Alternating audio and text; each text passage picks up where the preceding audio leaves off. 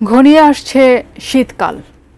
আগামী 10 নভেম্বর থেকেই দেশের উত্তরাঞ্চলে আগমন ঘটতে পারে শীতের। এরপর মাসের শেষ নাগাদ সারা দেশেই জেঁকে বসতে পারে শীত। এমন পরিস্থিতিতে আবহাওয়া অধিদপ্তর জানিয়েছে চলতি মাসে ধেয়ে আসছে আরও একটি ঘূর্ণিঝড়, যার ফলে স্বাভাবিকের চেয়ে বেশি বৃষ্টিপাত হওয়ার প্রবল শঙ্কা রয়েছে। নভেম্বর মাসের আবহাওয়া নিয়ে বিস্তারিত জানাচ্ছেন শেখ ফরিদ। আগামী 10 নভেম্বর থেকে দেশের উত্তরাঞ্চলে আগমন ঘটতে পারে শীতকালের।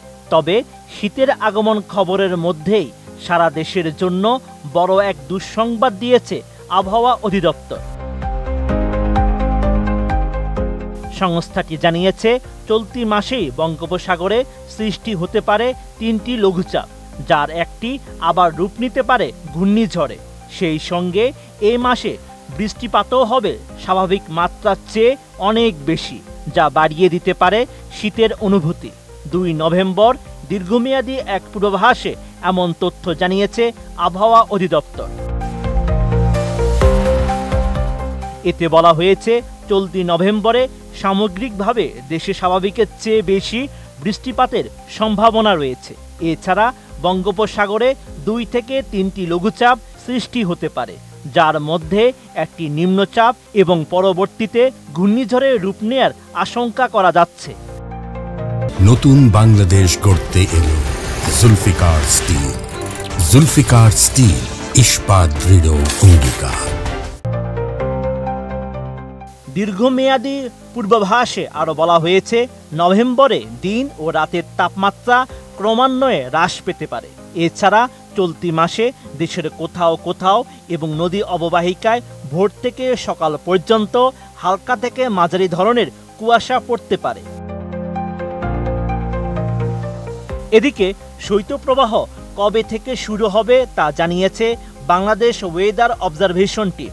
বেসরকারি এই আবহাওয়া সংস্থাটি জানিয়েছে আগামী 10 নভেম্বর থেকে উত্তরাঞ্চলের মাধ্যমে শীতের আগমন ঘটতে পারে।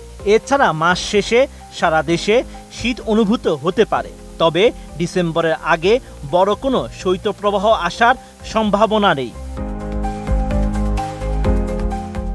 এছাড়া রাজধানীতে কবে থেকে শীত শুরু হবে তা জানিয়েছেন আবহাওয়াবিদ ডক্টর মোহাম্মদ ওমর ফারুক। তিনি জানান, নভেম্বরের দ্বিতীয় সপ্তাহ থেকে উত্তরাঞ্চলে শীত শুরু হবে, বিশেষ করে রংপুর, দিনাজপুর, ঠাকুরগাঁও, পঞ্চগড় এবং নীলফামারী জেলায়। পরে ক্রমান্বয়ে সারা দেশে পুরোদমে শীত শুরু হবে, তবে ঢাকায় ভালোভাবে শীত শুরু হবে ডিসেম্বরের প্রথমার্ধে। আবহাওয়া বিশেষজ্ঞদের মতে এই বছর শীত স্বাভাবিকের তুলনায় কিছুটা দীর্ঘ ও শীতল হতে পারে। ডিসেম্বর থেকে জানুয়ারি পর্যন্ত দেশের বিভিন্ন অঞ্চলে মাঝারি থেকে তীব্র শৈত্যপ্রবাহ বয়ে যেতে পারে। Sheikh Farid, ATN news.